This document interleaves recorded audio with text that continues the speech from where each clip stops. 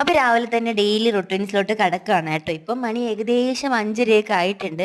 ഞാൻ 4:45 അലാറം വെച്ചാൽ മാത്രമേ 5:30 എഴുന്നേറ്റ് ഇങ്ങോട്ട് വരാറുള്ളൂ കേട്ടോ. രാവിലെ എഴുന്നേൽക്കാൻ ഭയങ്കര മടിയാണേ. ഞാൻ ഉറക്കത്തിന് ഭയങ്കര ഇമ്പോർട്ടൻസ് കൊടുക്കുന്ന ആളാണ് കേട്ടോ. എപ്പോൾ സമയം കിട്ടിയാലും എനിക്ക് ഉറങ്ങാനാണ് കേട്ടോ ഭയങ്കര ഇഷ്ടം. പ്രത്യേകിച്ച് രാവിലെ എനിക്ക് നല്ല രീതിയിൽ കിടന്നുറങ്ങാൻ ഭയങ്കര ഇഷ്ടമാണ്. പക്ഷെ എന്ത് ചെയ്യാം, ഉറങ്ങാൻ നമുക്ക് സമയമില്ല. അപ്പോൾ 5:30 ആയപ്പോൾ എഴുന്നേറ്റിട്ട് ബ്രേക്ക്ഫാസ്റ്റ് ഉണ്ടാക്കുകയാണ് കേട്ടോ. അപ്പോൾ ഇന്ന് ബ്രേക്ക്ഫാസ്റ്റ് വന്നിട്ട് ഇഡ്ഡലിയാണ് കേട്ടോ. ഇഡ്ഡലി സാമ്പാർ ചമ്മന്തിയൊക്കെ ഉണ്ടായിരുന്നു. അങ്ങനെ കുക്കിംഗ് ഒക്കെ കഴിഞ്ഞിട്ട് ഞാൻ പോവാൻ ജസ്റ്റ് ഒന്ന് റെഡി ആയിട്ടുണ്ട്. ജസ്റ്റ് അല്ല, ഒരു കുട്ടി മേക്കപ്പ് ഒക്കെ കഴിഞ്ഞ് റെഡി ആയിട്ടുണ്ട്. അങ്ങനെ കൊണ്ടുപോകാൻ ഫുഡ് എടുത്തിട്ടുണ്ട്. ഞാൻ ബ്രേക്ക്ഫാസ്റ്റ് കൊണ്ടുപോയാണ് കഴിക്കാറ്. രാവിലെ അങ്ങനെ വലുതായിട്ടൊന്നും കഴിക്കാറൊന്നുമില്ല. വേണമെങ്കിൽ ഒരു കട്ടൻ ചായയോ അങ്ങനെ എന്തെങ്കിലും കഴിച്ചാലായി. അങ്ങനെ ലാബ് കോട്ടൊക്കെ മടക്കി എടുക്കുന്നുണ്ട്. ഞാൻ രാവിലെ പോകുന്നതുകൊണ്ട് തന്നെ യദുവിനെ എനിക്ക് റെഡിയാക്കി വിടാനൊന്നും പറ്റത്തില്ല കേട്ടോ. അപ്പോൾ യദുവിന് വേണ്ട സാധനങ്ങൾ ഞാൻ അതാത് ഓർഡറിൽ അടുക്കി വെച്ചിട്ടാണ് കേട്ടോ പോകുന്നത്. അതാകുമ്പോൾ ഏട്ടൻ അവനെ ജസ്റ്റ് ഒന്ന് സെറ്റ് ചെയ്ത് വിട്ടാൽ മാത്രം മതിയല്ലോ.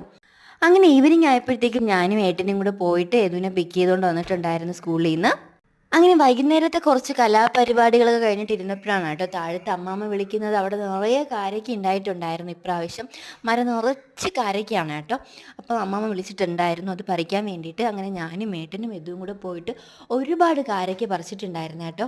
അങ്ങനെ എനിക്കിങ്ങനെ കാരയ്ക്ക, നെല്ലിക്ക, ലൗലൂലിക്ക അങ്ങനെയൊക്കെ സംഭവങ്ങളൊക്കെ ഭയങ്കര ഇഷ്ടമാണ് കേട്ടോ. അതിന് എവിടെ കണ്ടാലും കളയാറില്ല.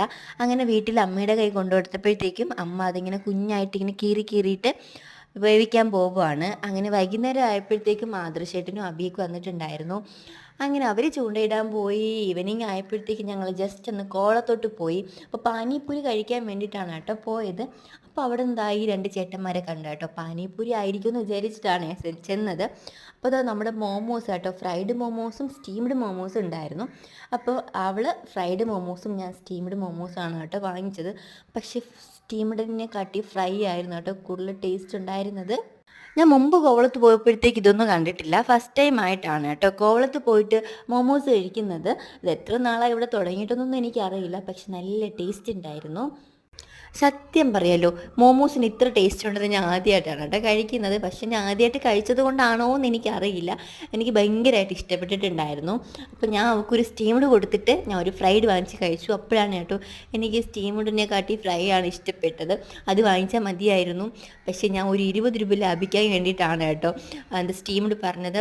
ഫ്രൈഡ് ആണെങ്കിൽ 120 റുപ്പീസും സ്റ്റീംഡ് ആണെങ്കിൽ 100 റുപ്പീസുമാണ്. അങ്ങനെ കുറച്ച് സമയം കോവളത്തൊക്കെ സ്പെൻഡ് ചെയ്തിട്ട് ആ ഒരു മോമോസിൻ്റെ ഭയങ്കര സ്പൈസി ആയിരുന്നു കേട്ടോ അത് മാറ്റാനായിട്ട് ഒരു ഐസ്ക്രീമും കുടിച്ചിട്ടുണ്ടായിരുന്നു.